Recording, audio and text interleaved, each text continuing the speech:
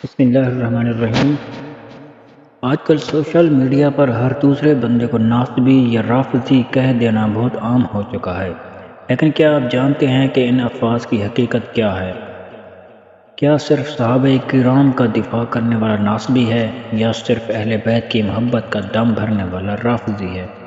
آج کے اس ویڈیو میں ہم جذباتی نعروں کی بجائے ٹھوس علمی دلائل اور کتابوں کے حوالوں سے دیکھیں گے کہ اہل سنت کے نزدیک رافضی کون ہے اور شیعہ کتب کے مطابق ناصبی کسے کہا جاتا ہے۔ الحمدللہ نحمدہ ونستعینہ ونستغفرہ ونعوذ باللہ من شرور انفسنا ومن سیئات اعمالنا، من یہدہ اللہ فلا مضل له ومن یضلل فلا ہادی له، واشہد ان لا الہ الا اللہ وحدہ لا شریک له، واشہد ان محمدا عبدہ ورسولہ۔ اما بعد فاعوذ باللہ من السمیع العلیم من الشیطان الرجیم، بسم اللہ الرحمن الرحیم۔ اہل سنت کے نزدیک ناصبی کون؟ میزبان میرے بھائیوں اور بہنوں، سب سے پہلے یہ سمجھنا ضروری ہے کہ اہل سنت والجماعت کے ہاں ناصبی کسے کہتے ہیں۔ ہمارا صاف اور شفاف عقیدہ ہے کہ ناصبی وہ بدبخت شخص ہے جو اہل بیت اطہار سے بغض رکھے اور خصوصاً سیدنا علی المرتضی رضی اللہ تعالی عنہ سے دشمنی کرے۔ اہل سنت کا یہ متفقہ فیصلہ ہے کہ سیدنا علی سے محبت ایمان کا حصہ ہے اور ان سے بغض منافقت کی علامت ہے۔ صحیح مسلم کی روایت گواہ ہے کہ علی سے بغض صرف منافق ہی رکھ سکتا ہے، لہذا اگر کوئی شخص شعوری طور پر مولا علی کے فضائل کا انکار کرے یا ان کی شان میں گستاخی کرے تو اہل سنت کے نزدیک ایسے شخص گمراہ، بدعتی اور جہنمی ہے۔ ہم ایسے شخص سے بری ہیں۔ ائمہ سلف کا سنہرا اصول۔ میزبان، لیکن یہاں ایک بہت بڑا دھوکہ دیا جاتا ہے۔ تاریخ گواہ ہے کہ جب بھی رافضیوں نے اہل سنت پر حملہ کرنا چاہا، انہوں نے سنیوں کو ناصبی کا لقب دیا۔ ہمارے ائمہ سلف اس چال کو خوب سمجھتے تھے۔ امام عبداللہ بن مبارک کا مشہور قول: جب ہم سنتے ہیں کہ کوئی شخص کسی سنی عالم کو ناصبی کہہ رہا ہے تو ہم سمجھ جاتے ہیں کہ یہ کہنے والا خود رافضی ہے۔ اسی طرح امام ابو حاتم رازی اور شیخ عبدالقادر جیلانی غنیۃ الطالبین میں فرماتے ہیں کہ رافضیوں کی پہچان ہی یہ ہے کہ وہ اہل سنت کو ناصبی کہتے ہیں۔ کیوں؟ تاکہ عوام کو دھوکہ دیا جا سکے کہ شاید یہ سنی اہل بیت کے گستاخ ہیں، حالانکہ الحمدللہ اہل سنت ہی اہل بیت کے حقیقی وفادار ہیں۔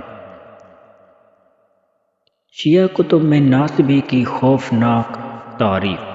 میزبان، اب آئیے اصل حقیقت کی طرف۔ شیعہ علماء اور ان کی کتب میں ناصبی صرف اسے نہیں کہتے جو علی سے دشمنی کرے، بلکہ ان کے نزدیک تعریف کچھ اور ہے۔ ذرا حوالہ جات ملاحظہ فرمائیں۔ قاضی نور اللہ شوستری اپنی کتاب مجالس المؤمنین صفحہ 672 پر لکھتے ہیں: جو شخص حضرت علی پر کسی دوسرے یعنی ابو بکر، عمر، عثمان کو مقدم رکھے وہ ناصبی ہے۔ علامہ باقر مجلسی حق الیقین صفحہ 688 میں لکھتے ہیں: جو ابو بکر و عمر کی امامت اور خلافت کا عقیدہ رکھے وہ ناصبی ہے۔ یعنی شیعہ مذہب کے مطابق دنیا کا ہر وہ سنی جو ابو بکر و عمر کو خلیفہ مانتا ہے وہ ناصبی ہے۔ ان کی کتابوں میں ایسے شخص کا ذبیحہ حرام اور نکاح ناجائز لکھا گیا ہے۔ موجودہ دور کا فتنہ، مرزا جہلمی، انجینئر وغیرہ۔ میزبان، آج کل سوشل میڈیا پر کچھ نام نہاد محققین جیسے مرزا محمد علی وغیرہ اٹھتے ہیں اور اہل سنت کے علماء یا عام مسلمانوں کو بلا وجہ ناصبی کہنا شروع کر دیتے ہیں۔ خدا کے لیے ہوش کے ناخن لیں۔ اگر کوئی شخص سیدنا علی کو چوتھا خلیفہ راشد مانتا ہے، ان کے فضائل کا اقرار کرتا ہے اور ان کی شان میں گستاخی کو حرام سمجھتا ہے، لیکن وہ صرف صحابہ کرام کی مجموعی عدالت کا قائل ہے یا شیخین ابو بکر و عمر، عثمان کو افضل مانتا ہے تو اسے ناصبی کہنا دراصل رافضیوں کی زبان بولنا ہے۔ اہل سنت کا متوازن راستہ۔ میزبان، الحمدللہ اہل سنت والجماعت افراط و تفریط سے پاک ہیں۔ ہم ناصبیت سے بھی بری ہیں جو علی کے دشمن ہیں، ہم رافضیت سے بھی بری ہیں جو صحابہ کے دشمن ہیں۔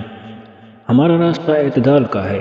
ہم ترتیب خلافت ابوبکر، عمر، عثمان، علی رضوان اللہ علیہم اجمعین کو مانتے ہیں اور ان سب کو اپنی آنکھوں کا تارا سمجھتے ہیں۔ جو شخص اس ترتیب کو ماننے والے کو ناصبی کہتا ہے، امام علی ابن المدینی کے بقول وہ شخص خود اپنا مسلک ظاہر کر رہا ہے، مطلب کہ خود وہ رافضی ہے۔ خلاصہ اور آخری پیغام یہ ہے تو دوستو بات بالکل دو ٹوک ہے۔ ناصبی کی جو تعریف سوشل میڈیا پر کرائی جا رہی ہے وہ دھوکہ ہے۔ شیعہ کتب کے مطابق ہر وہ شخص ناصبی ہے جو ابوبکر و عمر و عثمان کو خلیفہ مانتا ہے۔ لہذا اگر آپ کا کوئی بھائی یا دوست صحابہ دفاع کرتا ہے تو وہ ناصبی نہیں بلکہ سچا سنی ہے۔ اللہ تعالیٰ ہمیں اہل بیت کی سچی محبت، صحابہ کرام رضوان اللہ علیہم کے ادب اور سلف صالحین کے فہم پر قائم رکھے، آمین۔ اگر آپ کو یہ علمی ویڈیو پسند آئی ہو تو اسے لائک کریں، سبسکرائب کریں اور صدقہ جاریہ سمجھ کر شیئر ضرور کریں۔ السلام علیکم ورحمۃ اللہ وبرکاتہ۔